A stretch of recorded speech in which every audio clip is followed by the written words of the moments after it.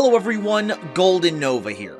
As the last themed video for Spooky Month, I wanted to take this opportunity to go back down memory lane and revisit another of my old favorites. You've seen the PK, now it's time to bring the fire, presenting Burning Abyss. Premiering in the April 2014 core set, Duelist Alliance, this theme would codify the TCG exclusive release schedule we kinda know and love today. Previously, Noble Knights were the closest thing to that, but its cards were released piecemeal over a long period of time. And before that, Konami would sprinkle in one or two pieces of unique support for an established theme or archetype to give it a little extra spice that the OCG wouldn't have for some time. For example, Test Tiger was one such exclusive and made Gladiator Beasts much faster and more reliable. And Reborn Tengu did a lot to cement Plant Synchro as a tournament threat. And who could forget Duel Link's de facto mascot, Tour Guide from the Underworld, making any generic rank 3 only a normal summon away, while making a lot of people ask just how Xyz summoning interacted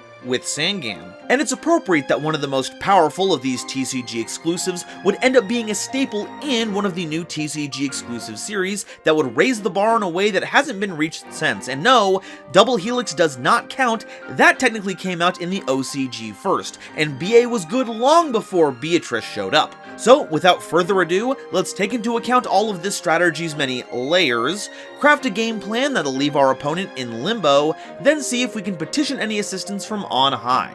It's time for a hell of an episode with Burning Abyss. But before we continue, make sure to subscribe to the channel if you enjoy what I do. Once we get to 40k, we're doing our next 5Ds video on Leo and Luna, and every sub helps. Also, check out my Discord where... okay. And my Twitch, where you can watch me put all my lessons to the test live with viewer duels. And if you want to go that extra mile, join my Patreon where you can get my videos early and help us reach these video milestones. Thank you all so much for watching, and now, back to the video.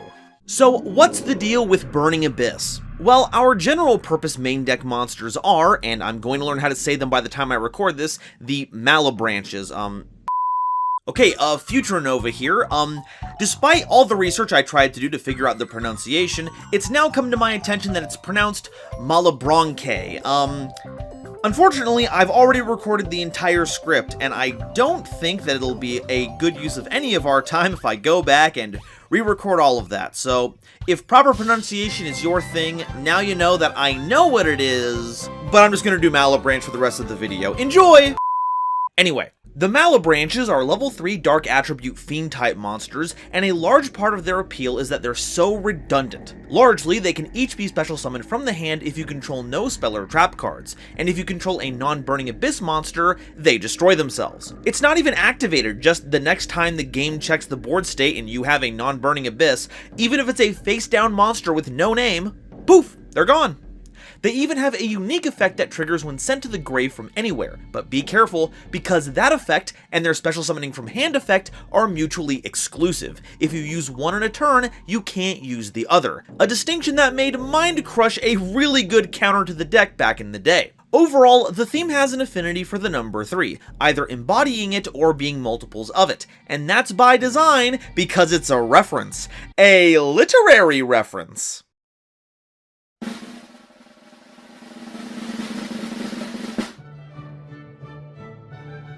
Hello everyone and welcome to tonight's feature presentation. We have the Yu-Gi-Oh! Masterpiece Theater. Today we're discussing The Divine Comedy, a narrative poem written by Italian poet Dante Alighieri, depicting a self-insert OC as they travel through the many stages of the afterlife, which is, much like the poem itself, divided into 3 parts: Inferno, or Hell, Purgatorio, an invoked monster, and Paradiso, which Dante's companion Virgil would later translate as Paradise Nuts. And that's where the obsession with the number 3 comes from. Heck, it even comes down to many of the monsters having 3 effects. And in the first 3 sets this theme was in, the Malabranche is always released in sets of 3. Now that's a commitment to the bit. Okay, cultural lessons over, now it's time to get into the actual cards. Graph, Malabranche of the Burning Abyss, has 1000 attack and 1500 defense, and if sent to the grave, you can special summon a Burning Abyss monster from your deck. This makes for a strong foundation for the theme, pulling any Malabranche out of the deck to act as material while lining up their effect. But honestly, it's hard to talk about Graph without their partner in crime, Seer, Malebranch of the Burning Abyss. It has 1600 attack and 1200 defense, and if sent to the grave, you can target a Burning Abyss monster in your grave and special summon it. And that means, by reviving a Malebranch, it can be sent to the grave again to recycle their effect. And because of that, this Ganon cosplayer was part of a brutally efficient resource loop, and with Graph able to access it at almost any time, it'll really hound your opponent. Scar, Malebranch of the Burning Abyss, has 800 attack and 2000 defense, and during the end phase, if this card is in the grave because it was sent there this turn, you can add a level 3 Dark Fiend monster from your deck to your hand, except a copy of itself. So you could search any Malebranch, but also some off-themed cards that fit the bill, ones that will most definitely be making the tech pick section of this video. It's rather slow by today's standards, but it doesn't stop us from playing it because it's still a free card. And back in the day, it was a delight to have a consistent stream of extra advantage, so long as you remembered your end of turn trigger. Note that this doesn't activate immediately on being sent to the grave, as opposed to monsters like Metalfoes Bismugear or Magister Paladin, which activate at some point of time and resolve later. This means that you aren't given the benefit of having your search be mandatory once it starts, so you'll have to keep a mental note of when Skarm's effect is in rotation. And trust me, nothing hurts more than knowing you could have won a game if you just remembered to grab that free card to give you follow-up plays. Don't be like me. Skarm responsibly. Alec, Malebranch of the Burning Abyss, has 1200 attack and 0 defense, and if sent to the grave, you can target a face-up monster on the field and negate its effects. Now, already this is a wildly useful effect. Negating big monster effects is huge, and while it lacks the speed of a hand trap like Effect Veiler, it still blanks a monster on the field, or at least forces your opponent to stop that negation. But the applications don't stop there, because you can negate your own monsters to remove any drawbacks. While it's not likely you'll be busting open the Futular Dragon or Barbaros combos, you have the opportunity to use a card like Acid Golem of Destruction without incurring its self-floodgate effects for a turn, giving you a humongous 3000 attack monster to get over nasty threats. You can even use it to negate your own Malebranch's effects so they don't blow themselves up. It may seem counterintuitive that you can use debuffs to make your own cards better, but this is Yu-Gi-Oh! It doesn't have to make a lick of sense. Calcab, Malebranch of the Burning Abyss, has 1400 attack and 0 defense, and when sent to the grave, you can target a set spell or trap card on the field and return it to the hand. Once again, this has the dual purpose of hitting your opponent while also having a bit of helpful utility. If you don't want to deal with any pesky back row that might sour your mood, this is a way to clear it off the field. But if you've set a card on the field and it's not exactly working out for you, then you're in a pickle, because now you have a spell and trap card that's clogging up your Malebranch's special summon effect. But with Calcab, you get to take back that little oopsie while still getting to use the card later because it doesn't destroy. That's also to the card's detriment since your opponent will be able to use it later, but hey, at least you'll never trigger Waking the Dragon with this. If this is a Waking the Dragon that will pop our entire board, I'm going to be really upset, but that's just how it is. It was! No! Rubik, Malebranch of the Burning Abyss, has 100 attack and 2100 defense, and doesn't actually have a grave effect. Rather, it's a tuner, and can only be used for the synchro summon of a Burning Abyss synchro monster, of which only one currently exists. Now, this may seem to break the Malebranch's having 3 effects pattern, but you could say that being a tuner makes up for that. And don't just take my word for it, Konami actually put out an article saying that very thing. So, when it comes to the rest of our demonic detachment, they're still in sync. Cagna, Malebranch of the Burning Abyss, has 1500 attack and 300 defense, and if this card is sent to the grave, you can send a Burning Abyss spell or trap card from your deck to the grave. This one is one of our more situational ones, as its usefulness is going to vary depending on which Burning Abyss spell or trap cards you play. Though honestly, at least when this card was fresh, just having an extra name that had an effect you didn't really have to worry about preserving, so you could special summon them from your hand with Wild Abandon, was a nice upside in and of itself. And on top of that, it's hard to have too many dogs. Farfa, Malebranch of the Burning Abyss, has 1000 attack and 1900 defense, and if this card is sent to the grave, you can target a monster on the field and banish it until the end phase. So, if your opponent has an annoying monster, you can phase it out of the game for a bit so you don't have to worry about it. It also has some incidental usages. By banishing an Xyz monster, all the material it had gets dropped off. And if you hit a monster in the extra monster zone, usually Link monsters, they have to return to the main monster zone, messing with some Link arrow setups. So despite the fact that it doesn't provide permanent removal, that doesn't make it far from useful. Libic, Malabranch of the Burning Abyss, has 1300 attack and 700 defense, and if this card is sent to the grave, you can special summon a level 3 Dark Fiend monster from your hand, but its effects are negated. This is a pretty nifty way to turbo out your little gremlins, and has the extra bonus of incorporating the Alic negate so they don't explode on contact. It doesn't even wear off, so you can take your sweet time. And if you splash in any other level 3 Dark Fiends with good grave effects, then you'll have other good targets to summon as well. So if you run the deck, you should make sure you own a few libs. Barbar, Malabranch of the Burning Abyss, has 1700 attack and 1000 defense, and if sent to the grave, you can target up to 3 Burning Abyss cards in your grave, except copies of this card, banish them, and if you do, inflict 300 damage to your opponent for each. While incidental burn damage is very relevant now for time reasons, it was also useful back in the day. Burning Abyss historically has had difficulty closing out games because our attack power usually tops off at 25 to 2800, which makes reducing our opponent to 0 life points a bit difficult.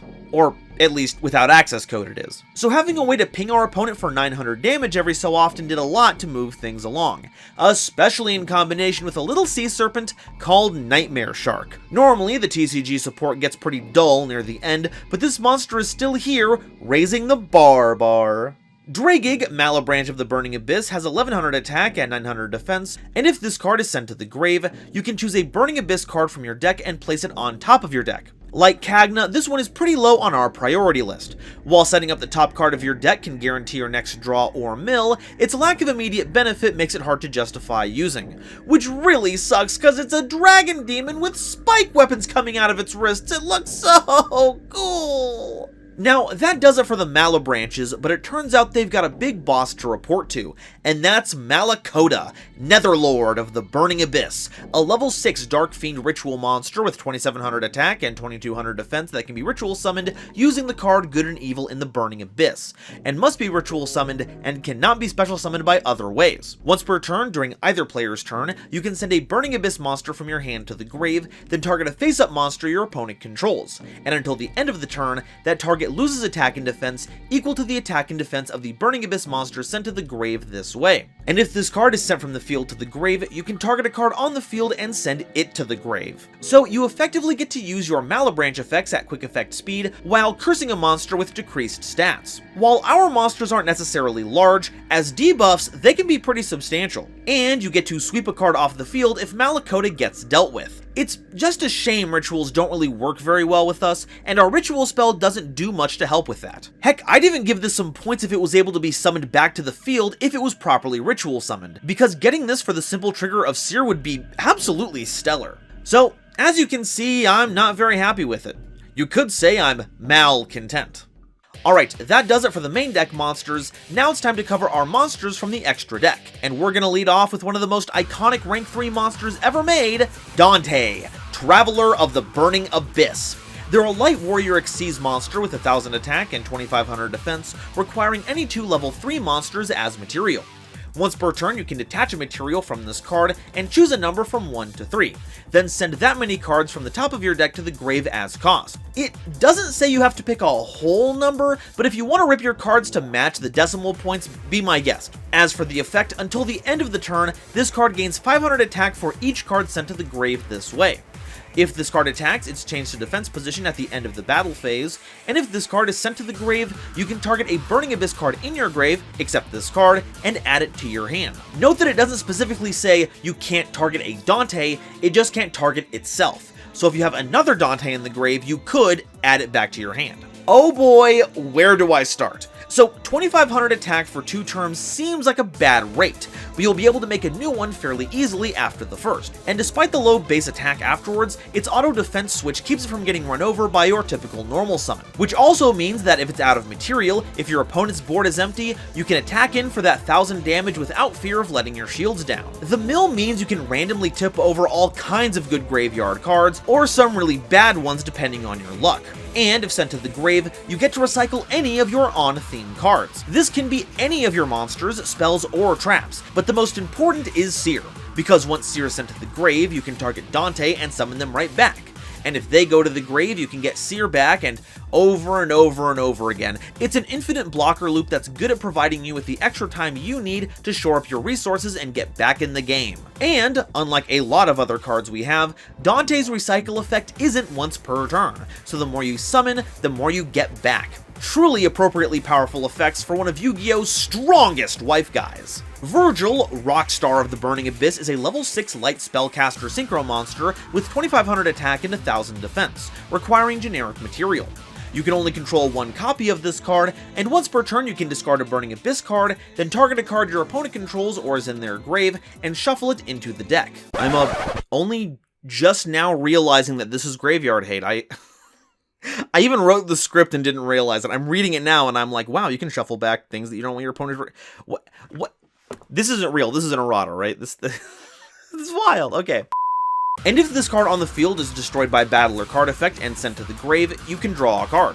This fell off pretty quickly in terms of power level, but for its time, Virgil was solid. It has a great attack stat, a powerful removal effect that will not only trigger a Malabranch, but makes it so the targeted card isn't coming back without some extra effort on your opponent's part. Now, Virgil specifically needs to be destroyed. It can't just be sent to the grave for the draw, but can be revived by Seer once it's been properly summoned, so that's good. They also make some sick Devil May Cry covers, but for the life of me, I couldn't tell you why that feels appropriate. Dante, Pilgrim of the Burning Abyss, is a level 9 Light Fairy fusion monster with 2800 attack and 2500 defense, requiring 3 Burning Abyss monsters with different names as material, and must be fusion summoned and cannot be special summoned by other ways. It can't be targeted by your opponent's card effects, and once per turn, during either player's turn, you can send a Burning Abyss card from your hand to the grave to draw a card. And if this card is destroyed by a battle and sent to the grave, or if this card is sent to the grave by an opponent's card effect, you can send a random card from your opponent's hand to the grave. Once again, another card that's good on paper that just doesn't execute. Having a draw engine is wild, while also giving you another way to trigger Malabranches at quick effect speed. And you've got targeting protection. But the fusion material requirements are untenable, and once again, it's propped up by a fusion spell that doesn't do anything to help mitigate those costs. To say nothing of how it's also locked into its specific summoning method. So no Seer revivals here. But, you know, he's happy to be where he's going, so I can't be too mad about it. Though, getting the walking stick now is a little cruel, right? And speaking of why he's so happy, it's time to introduce one of the best cards in the deck. Beatrice, Lady of the Eternal, a rank 6 Light Fairy Xyz monster with 2500 attack and 2800 defense, requiring any 2 level 6 monsters as material. But you can also Xyz summon this card by sending a Burning Abyss monster from your hand to the grave, then using a Dante monster you control as Xyz material, and it transfers Xyz material over if you use the Xyz Dante. And if summoned this way, the following effects can't be used during this turn. Once per turn, during either player's turn, you can detach an Xyz material from this card to send any card from your deck to the grave. That's right, Foolish Burial and or Goods at quick effect speed. And anytime any deck can make rank 6s easily, Beatrice is in immediate danger of getting hit on the forbidden list. Heck, it's already on the limited list. And if this card in your possession is destroyed by an opponent's card, either by battle or card effect, and sent to the grave, you can special summon a Burning Abyss monster from your extra deck, ignoring its summoning conditions. This is probably one of the best ways to summon Pilgrim Dante, but is largely based on your opponent's actions. And nowadays, that interaction is barely worth it. Sometimes you'd bluff Beatrice's float, hinting you've got a Pilgrim waiting in the wings when Beatrice gets bopped. But nowadays, the decks that run Beatrice don't have a spare Malabranch in hand for the free draw, and extra deck space is tight. The important part is that this is a big body on a quick effect Foolish, and as long as this game goes on, that effect is going to be eternally relevant. And we've also got a Link monster, which has also leaked out into a variety of other decks. Cherubini, Ebon Angel of the Burning Abyss, a Link 2 Dark Fairy monster with 500 attack, requiring 2 level 3 monsters as material. Monsters this card points to can't be destroyed by card effects, and if this card would be destroyed by an opponent's card effect, you can send one other card you control to the grave instead. You can also send a level 3 monster from your deck to the grave, then target a Burning Abyss monster on the field, and it gains attack and defense equal to the attack and defense of the monster sent to the grave until the end of the turn. Now look at the part that sends that card to the grave. That is the cost. So unless they negate the summon outright, you'll get that Foolish guaranteed. But the most important part is its protection effect, as it counteracts the Malabranch's self-destruct effect. As long as they're being pointed to, you can summon other monsters and keep them around to be used as material as you see fit. It was a huge help to the theme, not only in that regard, but for Master Rule 4 in general, as it was nice to have some ways to summon outside the extra monster zone. And even if you're not on Burning Abyss, but you have level 3s that love being sent to the grave, you'll find a good friend in Cherubini. It's also kinda cool to have a biblically accurate Yu-Gi-Oh card. You don't see that very often. Alright, that's all the monsters, now it's time for the spells and traps. The Traveler in the Burning Abyss is a normal trap card that targets any number of Burning Abyss monsters in your grave that were sent there this turn, and special summon them in defense position. This was wild, potentially acting as a soul charge for free. Anything you mill with Dante, anything detached from material or discarded, it can even summon and exceed Dante that was sent to the grave in whatever way. Well, if it was properly summoned, that is. So not only are you getting those bodies back, you're also getting another opportunity to activate all their effects again, which can just bury your opponent in advantage. Or really, bury yourself in advantage. We are trying to go to hell, so getting as much earth on top of us as possible might help. Fire Lake of the Burning Abyss is a normal trap card that sends 2 face-up Burning Abyss monsters you control to the grave, then targets up to 3 cards on the field and destroys those targets. This was like a super-powered Icarus attack, but instead of trading 2 cards for 2, you were trading 3 cards for 3, and there was a good chance that the 2 cards that you sent gave you some kind of bonus effect. And taking out 3 cards is huge, even today. But as time's gone on, even investing that much is prone to punish you if your opponent has counterplay. It's also like the funniest of the Burning Abyss cards. Like, you'd expect the Devils of Hell would enjoy a little dip in the magma pools, but they look so distressed. Maybe it's actually too cold for them. A Calcab does look like me when the shower water gets a little frigid. Good and Evil in the Burning Abyss is a ritual spell card that is used to ritual summon Malakota, Netherlord of the Burning Abyss. You must also tribute monsters from your hand or field whose levels equal 6 or more. And during your main phase, except the turn this card was sent to the grave, you can banish this card from your grave and send a Burning Abyss monster from your hand to the grave to add a Burning Abyss card from your deck to your hand. Now, Malakota was basically reserved for the jankiest of BA lists. Good and Evil, on the other hand, was a contested tech pick in good decks. If it ended up in your hand, it was basically dead and could only be used as discard fodder, but you wouldn't be upset to mill it, and it gave Kagna one of its best targets. However, even when it hit the grave, you'd have to wait a turn to use it at minimum due to its cooldown restriction, and you need a Malabranch in hand to discard for the effect, which makes a nice discard outlet to fix your hand, true, but doesn't solve the issue that if your luck doesn't line up, it still doesn't do anything. Personally, I like giving myself the opportunity to raise my ceiling at the cost of a potential brick, but the virtues of this card are a little more complicated than black and white. The Terminus of the Burning Abyss is a normal spell card that fusion summons a Burning Abyss fusion monster from your extra deck, using monsters from your hand or field as fusion material. And during your main phase, except the turn this card was sent to the grave, you can banish this card from your grave, then target a Burning Abyss monster on the field and increase its attack and defense by 800 until the end of your opponent's turn. So it's got similar templating to Good and Evil, but it turns out a discard outlet and hand fixing are worth a lot more than a temporary boost to a single monster. And as stated previously, getting this card to resolve normally is going to be a torture all its own. And the art is, I'm not gonna lie, it's kinda weird.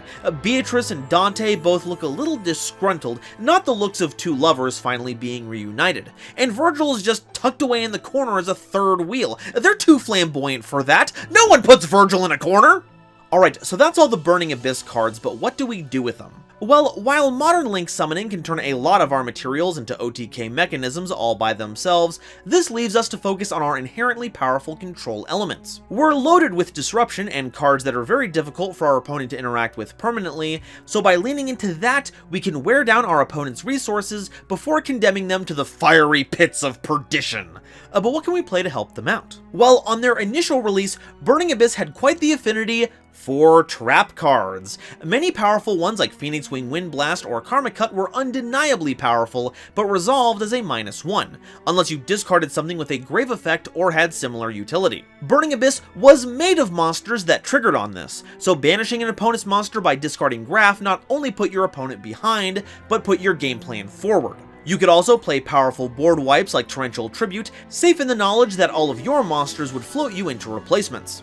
Fiend Griefing was used for a time as a way to disrupt grave setups while also triggering Malebranches, and the recent release of Archfiend's Ghastly Glitch means that you now have even more removal that sets up your BAs. And all of that supported by Absolute King Backjack, the sovereign of normal trap cards. The unique thing about our deck is that while you could float a normal trap to the top of your deck for the free activation, you could also choose to set one of your Malebranches on top. So even though you'd purposely be whiffing that effect because it sends the card to grave when you get it wrong, it actually gives you another opportunity to trigger your Malebranches. What about our rank 3 pool? Well, for that, I'd refer you back to my Phantom Knights Explained video, because as a level 3 deck with an affinity for the grave, they do have a pretty expansive center section on their Venn diagram. However, I will take this time to reintroduce you to number 47, Nightmare Shark, as it's a very sneaky win condition your opponent might not be prepared for. It can slip in for 2000 damage all by itself, and if Barbar's attached as material,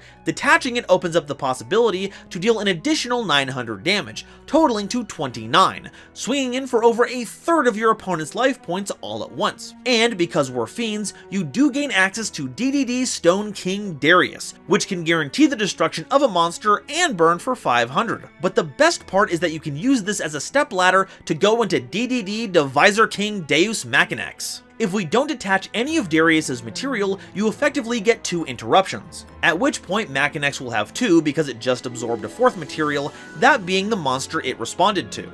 And having a 3000 body ain't too bad either. It doesn't negate like Cicada King, but at least you can be offensive with Machinex, whereas you have to sit on Cicada King. Number 49, Fortune Tune was also something fun to play when you needed to stall out, blocking about 3 attacks, triggering the grave effects of your materials along the way, then it just recycled it all over so you could do it again later. And if your opponent let it be, then hey, more life points for you. And because we have such easy access to rank 3s, consider running the Utopic Future Dragon package. As long as they aren't numbers, any 2 rank 3s will do to get the process started, and since Dante is so easily summonable, you've got half of that problem solved right from the get-go. And when you use Dante as material, when detached you get cards back, continuing the cycle so it's like they never even left. We're also in a good position to, of course, use Zeus. Even a blank Dante with no material can attack during the battle phase, rank up into Downer during main phase 2, then summon Zeus on top of it. It's no 6-mat, but it'll get the job done. There's also some value in running Monarchs. Another old nifty tactic back in the day was to use the special summoning effect to make free fodder for your Monarchs, summoning things like Caius and Ryza, both having monumentally powerful on-summon effects. But the most enduring of these was Vanity's Fiend, because locking out special summoning, as it turns out, is pretty good. Now, this was before the advent of infinite impermanence, so this play is a little more fragile in modern times, but if it sticks, it's nasty, especially because you can turn it off temporarily simply by hitting it with Farfa or Alec. But what are some level 3 monsters we can add into the mix to help out the theme? Well, it just so happens that we've got the perfect one, especially because it uses your normal summon, something we tend to bypass a lot in this theme. Mathematician! Now, it might seem like a bad idea to send Graf to the grave with this, since whatever you summon to the grave is going to explode because of off-brand Whitebeard here, but if you send Libic, you can summon one of your Malebranches from your hand with their effects negated, so that doesn't happen. But the primary pick to foolish to the grave is Edge Imp Sabers. It's also a level 3 Dark Fiend, so it fits the theme, and while in the grave, you can stack a card in your hand on top of your deck to summon it, a very Plague Spreader zombie energy. That means you'll have 2 level 3s between Math Man and Sabers, so you can make Dante. So not only do you now only have a Burning Abyss monster so your Malebranches don't point at them and go, "Ooh, cooties!" By stacking a card on top of your deck with Sabers, you've guaranteed one of your mills off Dante to make its randomness a little more controllable.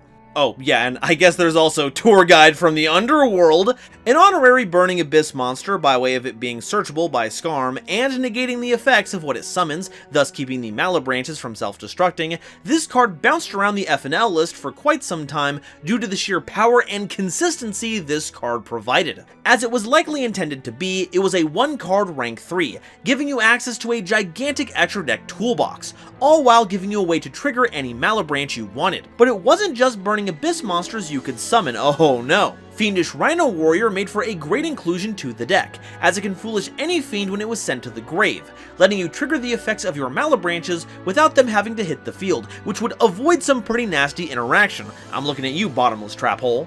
You leave Seer alone.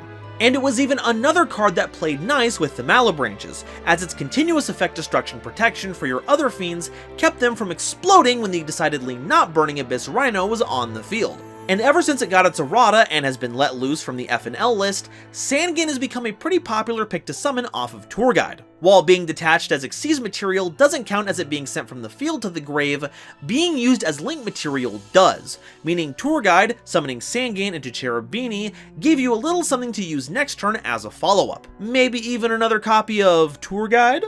As for a silly tech pick, have some fun with Creature Swap. Sure, Change of Heart exists, but that's only temporary. By playing Creature Swap, you get to have 1 out of 3 outcomes. 1. Your opponent just negates it, which is the least fun. 2. They're on one super powerful monster, so they'll have no choice but to swap it around for your dinky little demon. Or 3. They have a few monsters, they give you the worst one, at which point your Malabranch promptly explodes if its effect isn't negated, giving you the float if it hasn't already used its special summoning effect, and denies your opponent a monster, making Creature Swap an even trade in card advantage.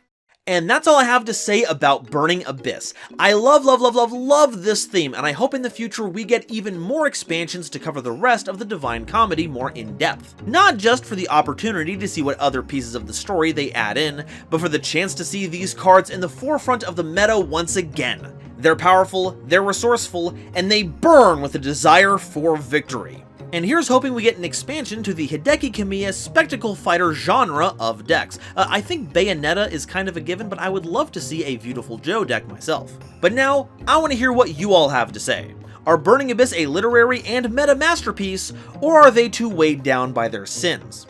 Let me know in the comments, and if you haven't already, please make sure to like this video and subscribe to show your support, ring that bell so you don't miss an episode, and share this video with someone you know who loves Yu-Gi-Oh! It really does a lot to help me out. Today's episode was brought to you by my lovely patrons, including this month's illustrious Quasar Commander Harry, the ominous benefactor, Nebula Navigator's 3rd Dynasty, Adam Zajdel, Avi Chali, Kane Senpai, Cameron Berg, Eric, Frankie, Genesis Yu-Gi-Oh!, Gloomba 331, Great Big Pillock, Howling Zangetsu, Ironic, John Manji, Julius Sneezer, Larakia, Meteornus, Michael Madsen, Mighty Action X, Muzuki Clark, Neo Trinity, Panther J, Rebel King Lucifer, Rem T Bright, RJ the Jank Monarch, Ruxith Sarani, Sophie, apparently, The Fresh Prince of Conair, The Wizard Moose, True Neutral, Xander Wolfensberger and Zyrus, Cosmic Crusaders, Bear Sharktopus Studios,